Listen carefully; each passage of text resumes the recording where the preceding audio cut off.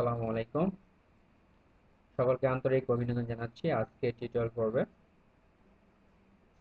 তো গত পর্বে আমরা বেসিক প্রজেক্ট কিভাবে তৈরি করতে হয় সেটা দেখছিলাম। আজকে আমরা আইসি ডিপেন্ডেন্ট প্রজেক্ট কিভাবে তৈরি করতে হয় সেটা দেখব। আজকে আমরা 555 টাইমার ইউজ করে দেখব কিভাবে প্রজেক্ট তৈরি করা যায়। আমরা অনেকে 55 টাইমার আইসি সম্পর্কে জানি, টাইম টাইম ডিপেন্ডেন্ট রেজিস্টার। তো আমরা শুরু করি। ফার্স্টেই আমরা নিউ প্রজেক্ট ক্রিয়েট করব। এখান থেকে আমরা 555 টাইমারটা নিব। 555 আমরা ইউজ করব এলডিআর অ্যাক্টিভ। আমরা আরো ইউজ করব সেল।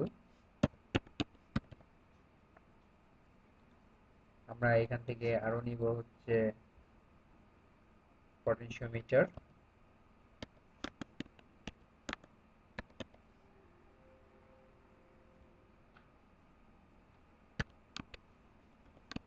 পটেনশিওমিটার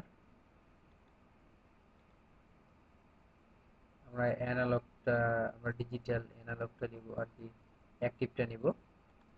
পটেনশিওমিটার আমরা এখান থেকে আউটপুট দেখার জন্য লিড ইউজ করতে পারি বা মোটর ইউজ করতে পারি। আচ্ছা, তো ফার্স্টে আমরা এখানে 55 টাইমারটা ইউজ করব। তো ফার্স্টে বলতে হয় আমরা যে প্রজেক্টটা আজকে করব সেটা হচ্ছে একটা automatic light control device circuit, যে প্রজেক্ট আমরা অটোমেটিক্যালি কন্ট্রোল করতে পারবো। তো প্রজেক্টের থিম হচ্ছে এরকম যে, ধরুন আপনার রাত হয়ে গেল, অটোমেটিক্যালি আপনার বাড়ির সবগুলো ফুলের ল্যাম্প গুলো জ্বলে উঠবে, আবার দিন হয়ে গেলে অটোমেটিক্যালি সবগুলো অফ হয়ে যাবে, সম্পূর্ণ অটোমেটিক্যালি। তো সিমুলেশন করে আমরা প্রজেক্টের আউটপুট দেখতে পারি। তো আমরা 55 প্রাইমারি আইসি জানি 8টা পিন থাকে। সবগুলো পিনের নাম মোটামুটি সকলেই জানেন। 1 নম্বর পিন গ্রাউন্ড, 8 নম্বর ভিসিসি, 2 নম্বর টিআর পিন, 3 নম্বর আউটপুট পিন, 4 নম্বর হচ্ছে রিসেট, 5 নম্বর হচ্ছে ভি গ্রাউন্ড, এরকম এছাড়া হোল্ড, ডিসি কপি, এগুলো সবগুলো। তো ফার্স্টে আমরা আইসিটা পুট করার পরে আমরা ইউজ করব হচ্ছে সেল। সেলটা আমরা হাতে টানিয়ে নিলাম। তো সেল আমরা পজিটিভ প্রান্ত উপরে দিব, নেগেটিভ প্রান্ত নেগেটিভ নিচে দিব। যেহেতু 1 নম্বর নেগেটিভ আছে, 1 নম্বর যেহেতু গ্রাউন্ড আমরা গ্রাউন্ড করব। 4 নম্বর ভিসিসি ভিসিসি করব 8 নম্বর। এখন এই সূত্র মতে 4 নম্বর যাবে ভিসিসি তে, 6 নম্বরও যাবে ভিসিসি তে। আমরা একটা আউটপুট দেখার জন্য লিড ইউজ করব। আমরা মনে করলাম 3 নম্বর আউটপুট, অপর প্রান্তে দিলাম নেগেটিভে। তারপরে আমরা এলডিআর ইউজ করব, যেহেতু এখানে এলডিআর এর ব্যবহার রয়েছে। আমরা এলডিআর এর এক প্রান্ত লাগাবো পজিটিভে, আরেক প্রান্ত লাগাবো হচ্ছে 2 এর সঙ্গে।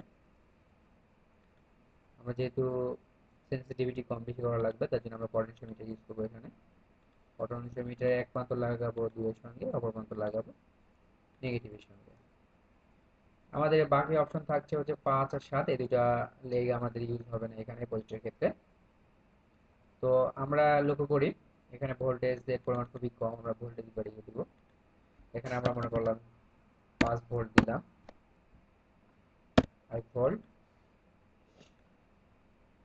আমরা এখানে দেখছি রেজিস্টরের মান খুবই বেশি, বা এটা থাকলেও সমস্যা নাই।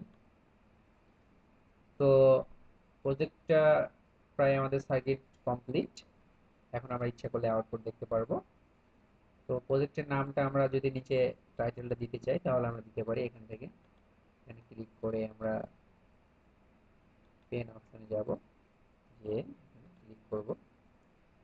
আমরা কোন ফরম্যাটে নামটা লিখতে চাই এখানে অপশন আছে, বোল্ড আকারে, ইটালিক, আন্ডারলাইন, স্পিক আউট, আপনি কোন অপশনে লিখতে চান এখানে লিখতে পারবেন।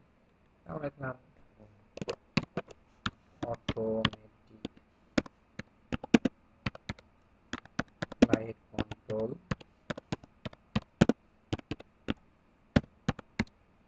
ডিভাইস। আমরা দেখছি অটোমেটিক লাইট কন্ট্রোল ডিভাইস নামটা উঠছে। এখন আমরা যদি আউটপুট দেখতে চাই তাহলে আমরা এখানে ক্লিক করব। আমরা দেখছি কি হচ্ছে, দিনের বেলায় কি হবে, রাতের বেলায় আমরা বললাম রাতের বেলায় অটোমেটিক্যালি লাইটগুলো জ্বলবে। আমরা এখন এখানে মনে করি রাত, অন্ধকার যেহেতু লাইটগুলো জ্বলছে, মনে করি ফুলের লাইটটা জ্বলছে। এখন আমরা যদি দিন করি বা তাহলে দেখবো যে আমরা আমরা দেখছি ফুলের লাইটটা অফ হয়ে গেল। তো এই সার্কিটকে আমরা যখন মডিফাই করে বড় বড় অ্যাপ্লিকেশন ইউজ করবো তখন অনেক বেশি কাজ হবে আর কি। তো আপাতত আমরা সিমুলেশন করে এর আউটপুট এইভাবে দেখতে পারি।